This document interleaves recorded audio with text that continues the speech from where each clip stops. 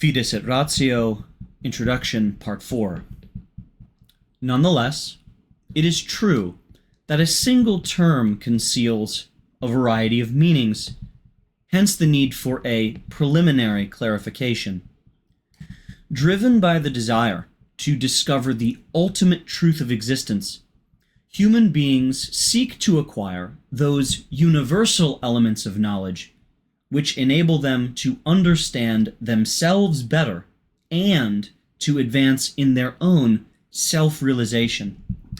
These fundamental elements of knowledge spring from the wonder awakened in them by the contemplation of creation. Human beings are astonished to discover themselves as part of the world, in a relationship with others like them, all sharing a common destiny. Here begins, then, the journey which will lead them to discover ever new frontiers of knowledge. Without wonder, men and women would lapse into deadening routine, and, little by little, would become incapable of a life which is genuinely personal.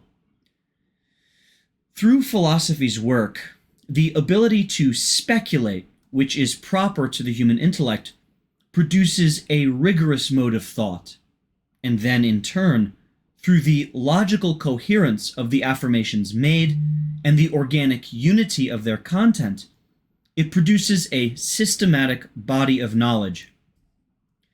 In different cultural contexts and at different times, this process has yielded results which have produced genuine systems of thought.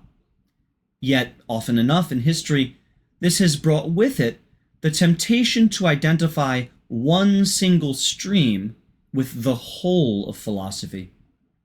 In such cases, we are clearly dealing with a philosophical pride which seeks to present its own partial and imperfect view as the complete reading of all reality. In effect, every philosophical system, while it should always be respected in its wholeness, without any instrumentalization, must still recognize the primacy of philosophical inquiry, from which it stems and which it ought loyally to serve. Although times change and knowledge increases, it is possible to discern a core of philosophical insight within the history of thought as a whole.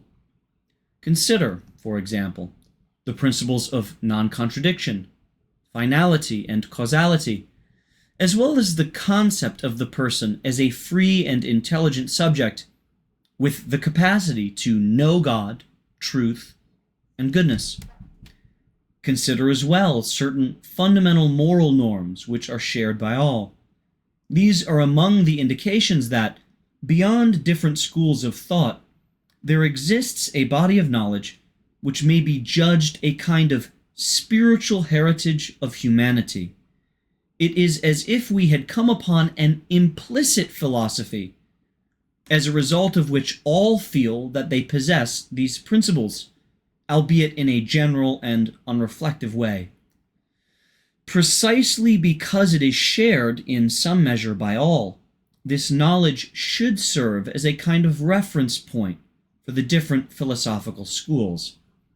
Once reason successfully intuits and formulates the first universal principles of being and correctly draws from them conclusions which are coherent both logically and ethically, then it may be called right reason, or, as the ancients called it, orthos logos recta ratio.